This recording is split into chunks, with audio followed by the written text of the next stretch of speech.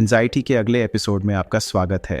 हमने पिछले कुछ एपिसोड में health anxiety, chest and breath anxiety और डिजीनेस एंड बैलेंस वाले एपिसोड कवर कर चुके हैं। आज हम एक ऐसी कैटेगरी पर आ रहे हैं जो लोगों को क्वाइटली डिस्टर्ब करती है, पर लोग उसके बारे में बोलते कम हैं।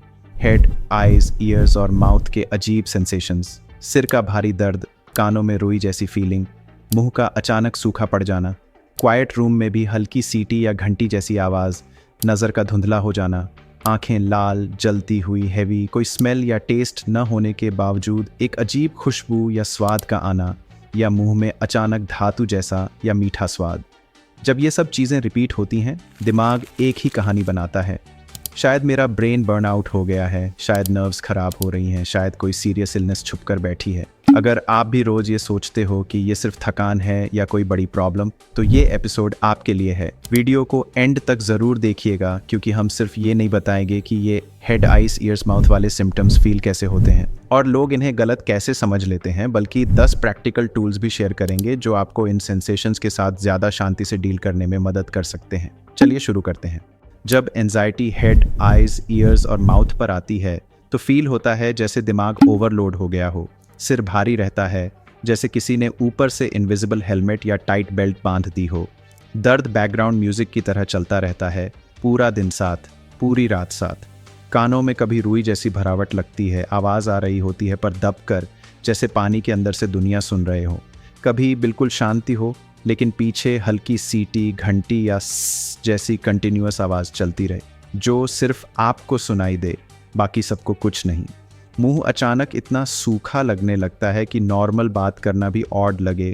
जुबान भारी, गला रफ और पानी पीने के बाद भी कुछ देर में वही ड्राइनेस वापस।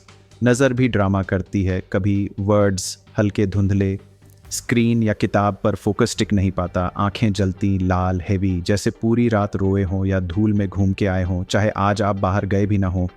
कभी बिना रीज़न के एक अजीब स्मेल आ जाए, जलने की, गैस की, परफ्यूम की, या मुंह में लोहे जैसा, केमिकल जैसा या हल्का मीठा टेस्ट रुका रहे, जबकि कुछ ऐसा खाया पिया ही नहीं।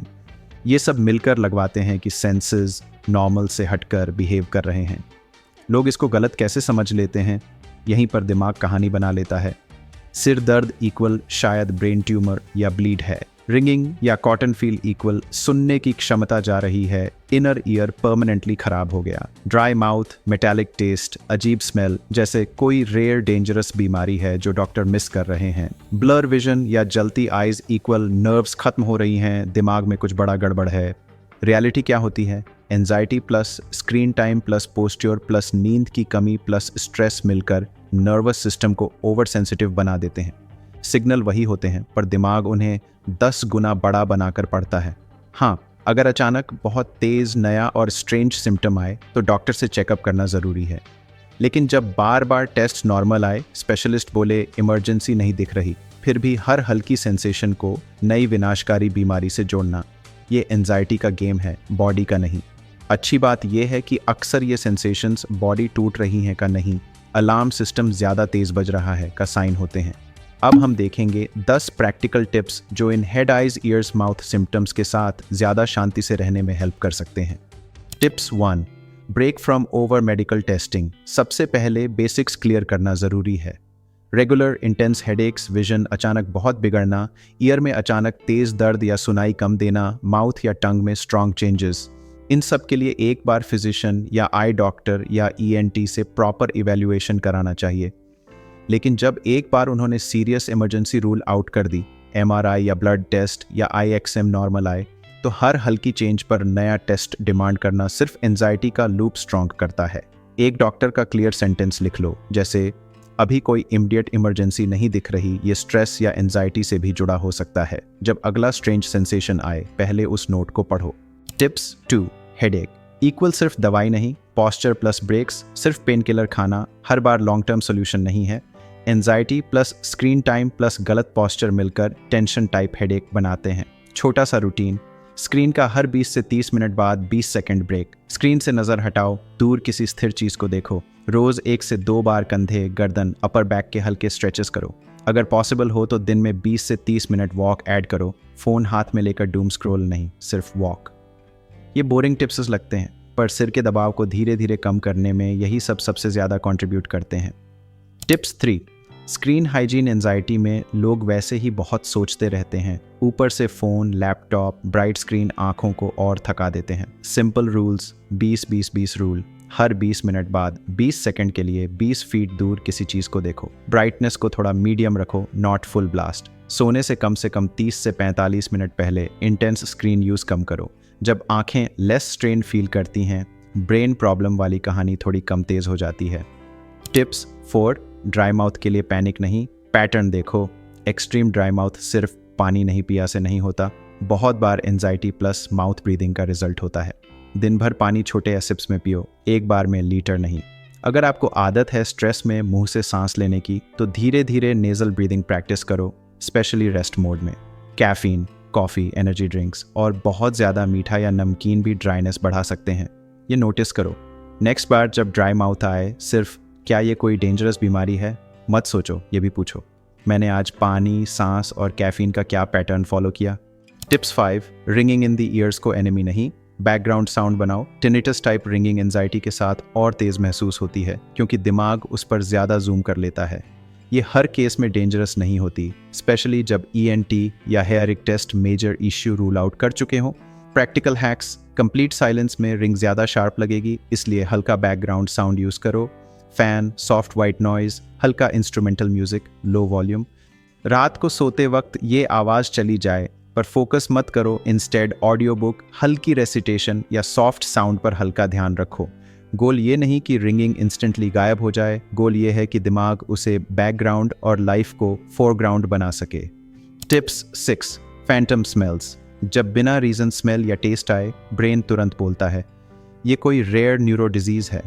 Reality, over tired brain, hormonal changes, stress, migraine history या ओल्ड मेमोरीज भी सेंसरी सिस्टम को थोड़ा हाइपर क्रिएटिव बना सकती हैं। जब ऐसी स्मेल या टेस्ट आए, तुरंत गूगल मत खोलो, सिर्फ इतना नोट करो, ये स्मेल अभी आ रही है, मुझे पता है ये भी स्ट्रेस प्लस ब्रेन के मिक्स का पार्ट हो सकती है, मैं इसे ऑब्जर्व करूँगा, पैनिक नहीं। अगर ये रोजाना बहुत तेज़ या रियली अनयूजुअल पैटर्न में हो रहा है तो डॉक्टर से कामली बात करो, इमरजेंसी सोच सोच के नहीं। टिप्स 7, कैफीन, शुगर, डिहाइड्रेशन, सिर दर्द, रिंगिंग, ड्राई माउथ, दिल तेज, आंखें हैवी, और हम सोचते हैं ब्रेन प्रॉब्लम, जबकि कभी कभी बेस लाइन ये होती है, कम पानी, ज़्यादा कॉफ़ी या चाय, अनइवन डाइट। मिनी रीसेट, एक सप्ताह, कॉफ़ी या स्ट्रॉन्ग चाय को थोड़ा कम करो या दिन में लेट मत लो। हर रोज़ सिंपल रूल, सुबह से शाम तक कम से कम इतने ग्लास पानी। बहुत हैवी शुगरी स्नैक्स को थोड़ी कम फ्रीक्वेंसी पर लाओ। फिर देखना, सर, आइज़, माउथ के सिम्टम्स पूरी तरह गायब न भी हों तो भी उनकी इंटेंसिटी ग्राफ थोड़ा सॉफ्ट पड़ सकता है। Tips 8, sensory scanning. कम एक्सटर्नल नोटिसिंग, ज़्यादा एंजाइटी में हम अंदर के सिग्नल्स पर जूम करने की आदत डाल लेते हैं। मेरे कान में आवाज़ कितनी तेज़ है, मेरा स्वाद अभी क्या है, मेरा हेडेक 5 या 10 है या 7 या 10। जितना ज़्यादा आप अंदर फोकस करते हो उतना ही सिस्टम और लाउड हो जाता है। एक्सरसाइज, दिन में 1 से 2 बार 1 से 2 मिनट के लिए एक्सटर्नल नोटिसिंग प्रैक्टिस करो। रूम में 5 चीज़ें देखो जिनका रंग नोटिस कर सको। 3 आवाज़ें सुनो, फ़ैन, दूर ट्रैफिक, किसी का चलना। 2 चीज़ें छूकर उनका टेक्सचर फील करो, ये ब्रेन को सिग्नल देता है सिर्फ अंदर की आवाज़ इंपॉर्टेंट नहीं, बाहर की दुनिया भी है। Tips 9, I and head relax ritual. दिन भर का प्रेशर अक्सर रात तक सिर और आंखों में जमा हो जाता है। सोने से पहले 2 से 4 मिनट का छोटा रिचुअल सेंसरी ओवरलोड को कम कर सकता है। एग्जाम्पल, स्क्रीन से कम 20 से 30 मिनट पहले दूरी बना लो। एक गहरे बोल में हल्का गुनगुना पानी, उसकी स्टीम को आंखों पर हल्का फील होने दो अगर डॉक्टर ने मना नहीं किया हो। सिर और कनपट्टी पर उंगलियों से हल्का मसाज बिना जोर लगाए। एंड में 6 से 8 जेंटल ब्रेथ्स, इनहेल हल्का, एक्सहेल थोड़ा लंबा। ये कोई मैजिक नहीं, लेकिन ब्रेन को रोज ये मैसेज देता है रात को हम शटडाउन मोड में जा रहे हैं, अलार्म मोड में नहीं। Tips 10, psycho education. पस थेरेपी, सबसे बड़ा डर ये होता है, ये अजीब स्मेल, ये हेड प्रेशर, ये रिंगिंग, ये टेस्ट चेंजेस, कहीं ये सब इस बात का साइन तो नहीं कि मैं धीरे धीरे मेंटल या न्यूरो लेवल पर ख़त्म हो रहा हूँ। ये थॉट खुद सिम्टम्स से ज़्यादा टॉर्चर देता है। अगर आप रेगुलरमेंट इन सेंसेशन से परेशान हैं, डॉक्टर ने बड़ी इलनेसेस रूल आउट कर दी हैं, फिर भी दिमाग इन्हीं पर अटका रहता है, तो एक मेंटल हेल्थ प्रोफेशनल से हेल्थ एंजाइटी या सेंसरी एंजाइटी के एंगल से बात करना बहुत मदद कर सकता है। थेरेपी का मेन काम ये होता है कि आपको सिखाया जाए कौन सी सेंसेशंस नॉर्मल रेंज में हो सकती हैं, किस पैटर्न पर ध्यान देना है, कैसे सोचना, लिखना, ऑब्जर्व करना एंजाइटी को कम कर सकता है इंस्टेड ऑफ बढ़ाना। साथ ही खुद भी धीरे धीरे पढ़ना, फाइट और flight system, sensory overload, stress का नर्वस सिस्टम पर असर। इससे हर नया सिम्टम मिस्ट्री मॉन्स्टर नहीं, मैंने इसके बारे में सुना है, इसे समझा जा सकता है वाला फील देता है। तो ये था head, eyes, years and mouth वाले एंजाइटी सिम्टम्स का एपिसोड और 10 टिप्स जो ग्रेजुअली आपको इन सेंसेशन से दोस्ती करने में मदद कर सकते हैं। कमेंट में हमें ज़रूर बताइए कि आप कौन से प्रैक्टिकल टिप्स का यूज़ करेंगे इसे ठीक करने के लिए।